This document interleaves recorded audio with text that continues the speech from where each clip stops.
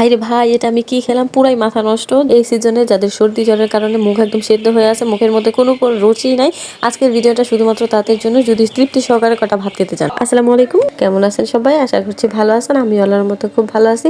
তো আজকে আপনাদেরকে এমন একটা রেসিপি শেয়ার করব যেটা না দেখলে পুরাই মিস। তো প্রথমে দেখুন, আমরা এখানে কিছু কাঁচামরিচ নিয়ে নিলাম, আর কাঁচামরিচগুলো হচ্ছে আমি ছোট ছোটগুলো বেছে বেছে নিয়েছি। এরপর হচ্ছে একটা মিডিয়াম সাইজের রসুন আর হচ্ছে দুইটা মিডিয়াম সাইজের পেঁয়াজ কুচি নিয়ে নিলাম। আর পেঁয়াজটাকে দেখুন আমি একটু মোটা স্লাইস করে কেটেছি, মোটা করে কাটবেন, এতে হচ্ছে ভর্তাটা অনেক বেশি মজা হয়। এরপর হচ্ছে নিয়ে নিলাম হচ্ছে বাঁশপাতা শুটকি বা চেপা শুটকি, আপনারা যেটাই বলেন না কেন। এরপর চলে গেলাম হচ্ছে রান্নার কাজে চুলায়। তো চুলার মধ্যে একটা প্যানের মধ্যে দিয়ে দিলাম হচ্ছে আগে থেকে ধুয়ে পরিষ্কার করে রাখা কাঁচামরিচ আর রসুনগুলো। এবার হচ্ছে কাঁচামরিচ আর রসুনটাকে তেল ছাড়া মানে খোলা মানে কি বলে খোলার মধ্যে টেলে নিব, মানে এটা টালাই তো বলে, যাই হোক। এবার হচ্ছে দেখুন, যখন রসুনটার কাঁচামরিচটা সেদ্ধ হয়ে যাবে তখন হচ্ছে দিয়ে দিব অল্প একটু তেল। তেল দিয়ে এই ধরেন ঘড়ির টাইম ধরে জাস্ট 1 মিনিট নেড়ে চেড়ে এবার হচ্ছে এটাকে দেখুন উঠিয়ে ফেলবো। এবার হচ্ছে যে বাকি তেলটা আছে ওই তেলের মধ্যে দিয়ে দেবো হচ্ছে ওই যে কেটে রেখেছিলাম ওই পেঁয়াজটাকে দিয়ে হালকা একটু কালার করে নিব, জাস্ট শুধু কাঁচা গন্ধটা বা কাঁচা ফ্লেভারটা চলে গেলেই হবে। এবার হচ্ছে দিয়ে দিব ধনিয়া পাতা কুচি। তো আপনারা হচ্ছে কি বলে ধনিয়া পাতা কুচিটা ইউজ করবেন, আমার হচ্ছে ধনিয়া পাতাটা ডিপ ফ্রিজে সংরক্ষণ করা ছিল।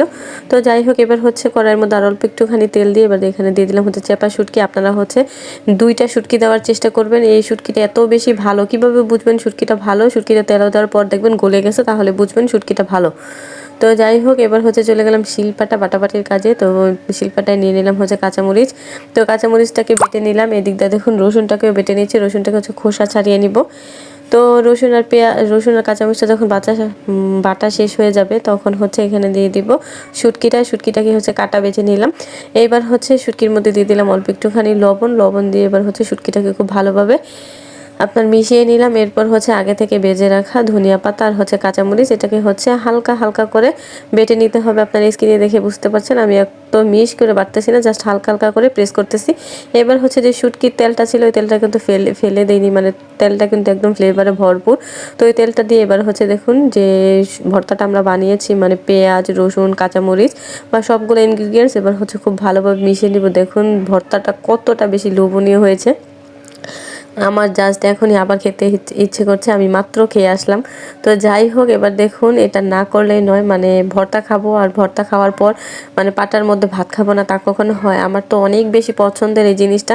তো যাই হোক, আমাদের খাবার খাওয়া দেখে কার কার লোভ লাগতেছে বা কার কার খেতে ইচ্ছে করতেছে অবশ্যই কমেন্ট করে জানাবেন। আর এক্ষুনি চলে যান ভর্তাটা তৈরি করার জন্য, একদমই সহজভাবে আপনাদেরকে দেখানোর চেষ্টা করলাম। তো আজ এ পর্যন্তই, সবাই ভালো থাকবেন সুস্থ থাকবেন, পরবর্তী কোনো ভিডিওতে দেখা হয়ে যাবে। আল্লাহ হাফেজ।